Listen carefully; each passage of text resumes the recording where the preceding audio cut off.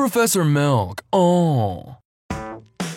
Hello class. I've been getting some new complaints about how people don't really like the pop-up text animation I've been using in my videos because it hurts their soft virgin eyes. Okay, I'm paraphrasing here, but for the whole rent to my microphone and plug my sponsors, because that's how you build a real fan base. Now, let's get into the Fiddlesticks guide. Fiddle isn't seeing much play because as of patch 5.9, people are playing highly mechanical champions like tank junglers, Amumu, Sejuani, Zac, Trick2G, etc., and burning his delicate straw-built exterior with their Cinderhulk. But I have the solution to all the Fiddlesticks problems. Thank you for joining me in Advanced Tactics with Fiddlesticks. I'm Professor Milk. Let's get started. To make sure we have everything understood, let's begin by going over Fiddlesticks' abilities. Q. Terrify. This is Fiddle's moneymaker. This point-and-click spell makes him the CC lord that he is today, but there is a lot more that people don't know about this terrific spell. First, let's establish a basis. We should all know what an insect is. Not insect, insect. It's a move brought to you by this fancy Chinaman known for his amazing Lee Sin play but never actually winning a tournament. The move is basically when you press a bunch of buttons, ward jump a few times, and then big shoe a champion into your team.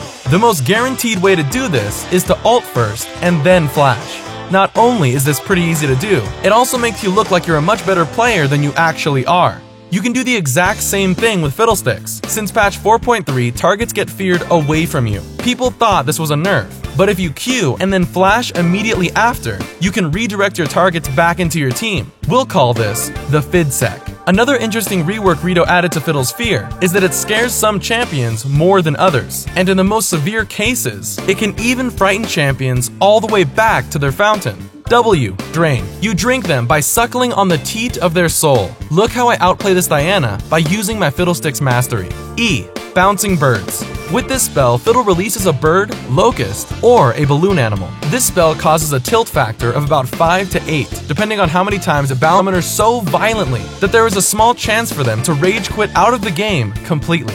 R. Ravenous Flock.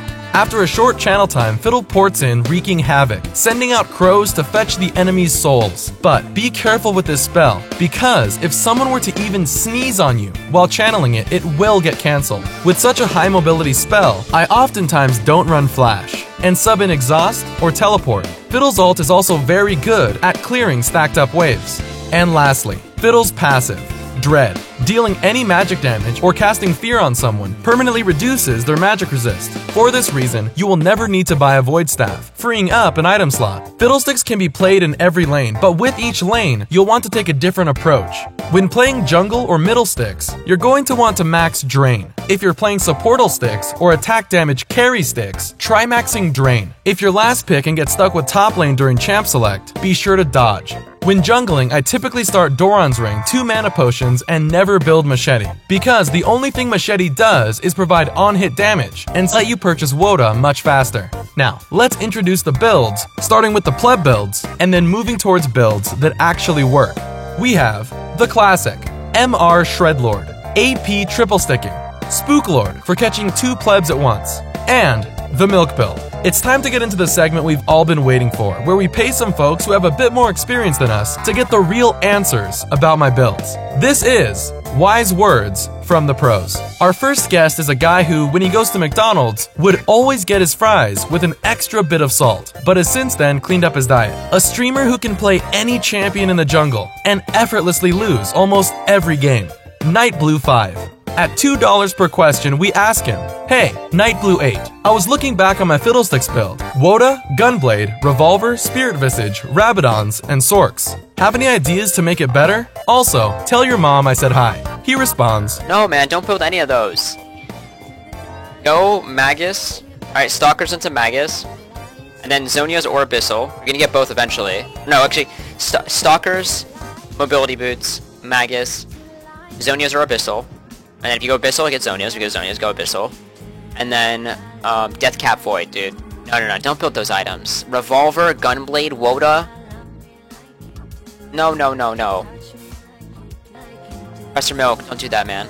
You see, he claims to be a jungle main, but doesn't even realize that Magus, the AP jungle item, is completely useless on him. He also says that you should build mobility boots, but if I remember correctly, mobility boots don't give you a single G-damn ounce of damage. And we already talked about Void Staff. Come on, Nightblue 6. For someone that pretends to be a teacher, he sure doesn't know what the hell he's talking about. Moving on. Our next guest. A guy who's known for his, wait. One second. It appears he makes, guides or something? Oh. It appears he, like Nightblue 15, pretends to teach League of Legends. Well, it's Valkyrin. At the same rate of $2 per question, we ask him, Valkyrin, I had this idea on a build for Fiddlesticks. Woda, Gunblade, Revolver, Spirit, Sorks, and Rabadons. What do you think of this build? Is there anything I can do to make it better? He responds, yes, that build is excellent for catching your team off guard. I would highly suggest that you, for one, mute everyone in both teams when you try the build, though. It's so good that your team will not stop bothering you if you build that way. I've done it before, and I've gotten so many compliments. I actually had to mute both teams. They were just so enthralled with my genius creativity that I had to mute everyone. It was actually incredible how much attention I got that game. So that build definitely works, and I would highly suggest trying it out in ranked. Now here's an intelligent jungler, Valkyrin, my boy. He understands the strengths of his build, how the items work together, and he's even tested the build himself, giving him first-hand experience of its strength. Here's a guy you can trust. Now make sure to go check out his YouTube channel and watch his amazing, I don't know, whatever the fuck his YouTube videos are about, I'm sure they aren't that terrible. And that was wise words from the pros. While Valkyrin was very insightful, and Nightblue 9 was, well, the spell vamp items, Woda, Gunblade, and a Revolver.